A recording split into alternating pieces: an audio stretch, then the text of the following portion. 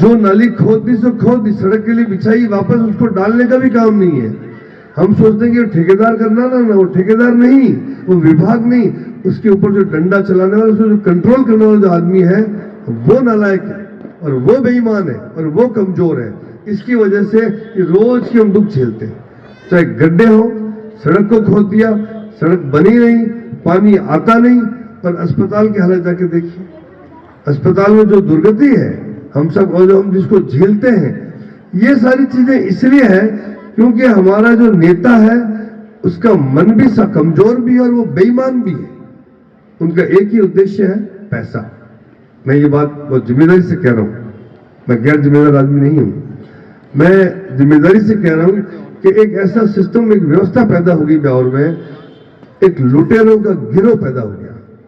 जो नगर परिषद देख लीजिए आप, और कोई विभाग देख लीजिए, नगर परिषद इस कदर से लूट का अड्डा बना हुआ है। ये सारे लोग वहां पर, आप छोटा सा कोई प्लॉट लीजिए, किसी एक बड़ी, कोई आदमी नौकरी पेशा है, व्यापार करता है, बहुत अधिक संपन्न नहीं है, अपना काम चलाता है, मध्यम वर्गीय परिवार है, वो भी उसका, हर घर का, हर व्यक्ति का सपना होता है कि मैं अपना घर बनाऊं खुद का, और पैसे जैसे तैसे जोड़ ताड़ के पैसे इकट्ठा करके कुछ लोन लेकर प्लॉट भी खरीदते हैं, मकान का सपना भी देखते हैं। लेकिन प्लॉट लेना और मकान बनाने के बीच में एक और व्यवस्था है कि नक्शा पास करा। एक भी व्यक्ति का नक्शा, दुकान का, मकान का, बिना बहुत भारी रकम, इतनी, ये तो कसाई लोग हैं, ये कोई इनके मन में दया नहीं है, बिना भारी रकम लिए तो नक्शा पास नहीं होता। कोई सिफारिश लेके जाए, कोई सोचे कि मेरे तो फलाना साहब मिलने वाले हैं, फलाना नेताजी मिलने वाले हैं, तो उस फाइल को पटक देते हैं। उसमें 50 तरह के बहाने चलते हैं, आज वो नहीं है, आज ये कमी है, आज वो कमी है। आखिर उल्टा थक हार कर बिना पैसे के काम नहीं होता, और हम सब इसको झेल रहे हैं। आज हम पुलिस थाने में चले जाए, पुलिस थाने में बिना लिए दिए कोई काम की बहुत कम गुंजाइश है। और कोई विभाग देख ले, ये सब क्यों है? ये सब इसलिए है कि इस भ्रष्टाचार को बढ़ावा, इस भ्रष्टाचार में सबसे बड़ा हिस्सा हमारे श्रीमान नेताजी का है, हर प्रकार से। आज उदाहरण देखिए, इस टोल की बात करता हूँ, ये 2 टोल हमारे पास में, ये पीपलास के पास है और एक उधर बागलिया, जवाजा का एक बागलिया गांव में। इन टोल नाकों से भी मंथली, सारे बड़ी बड़ी फैक्ट्रियों से मंथली, दारू की दुकानों से मंथली, कौन सा ऐसा जगह जहां से मंथली पैसा नहीं आता? ऐसी स्थिति में ये पैसा कमाने का जो इनका ध्येय है, ये हम सबको मार गया। इस ब्यावर को, मतलब इसके ब्यावर के अंदर बहुत तकलीफ पैदा करती है। ये सब सोचकर मुझे लगा कि अब अगर ये, एक और बात बताना चाहता हूं, पार्टी में कुछ टिकट देने का जो चलन है, उसमें एक बहुत बीमारी पैदा हो गई, भयंकर वाली। इस बार सबके मन में ये था, सब लोग पिछले 2-3-4 साल जैसा महसूस करते थे कि अब की बार परिवर्तन होना ही चाहिए, अब की बार टिकट कटेगा, क्योंकि छवि अच्छी नहीं है, लोगों में बहुत नाराजगी है। पार्टी कहती है हम सर्वे कराते हैं, सर्वे आधारित टिकट देंगे। ये ऐसी बातें सुनने, पार्टी का ये विचार सुनने के बाद और लोगों के विचार जानने के बाद सबको ऐसा महसूस हो रहा था कि इतनी नाराजगी, टिकट मिल कैसे सकता है?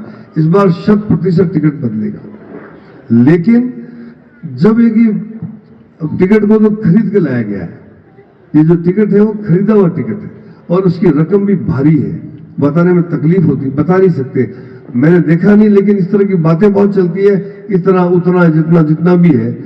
अब मुझे बताइए कि जब ये टिकट खरीदने का इस राजनीतिक व्यापार बन गया, खरीद और बेचने का काम चालू हो गया, टिकट खरीदा भी जाता है और टिकट बेचे भी जाते हैं। नगर परिषद का सभापति आपको बनना है, आपको भारी रकम चुकानी पड़ेगी। आपको पार्षद के, बहुत सारे पार्षद हैं, उनके अनुभव सुन लेना, पैसा लिया, और बहुत सारे ऐसे कैंडिडेट सुन लेना कि उन्होंने पैसा नहीं दिया तो उनको रवाना, उनको टिकट नहीं दिया गया। ये स्थिति पंचायत समिति की है। इसी प्रकार टिकट बेचे जाते हैं पंचायत समिति के और बेचे जाते हैं नगर परिषद के। जब ये लोग इस खेल में पड़ गए लेन देन के, अब मुझे बताइए ये भला कैसे करेंगे? इनके लिए तो ये व्यापार हो गया, और इस व्यापार में सबसे ज्यादा ठगा कौन जा रहा? हम और आप। तो ये जो चीज हो रही है, अपराध देख लीजिए, भ्रष्टाचार देख लीजिए, और अनदेखी, कोई लेना देना नहीं है। सारे गांव बोलते हैं, सारे के सारे गांव, जब मैं लगातार गांव में जा रहा हूं कि पार्टी शक्ल ही नहीं देखी, 5 साल हो गए वापस शक्ल नहीं देखी।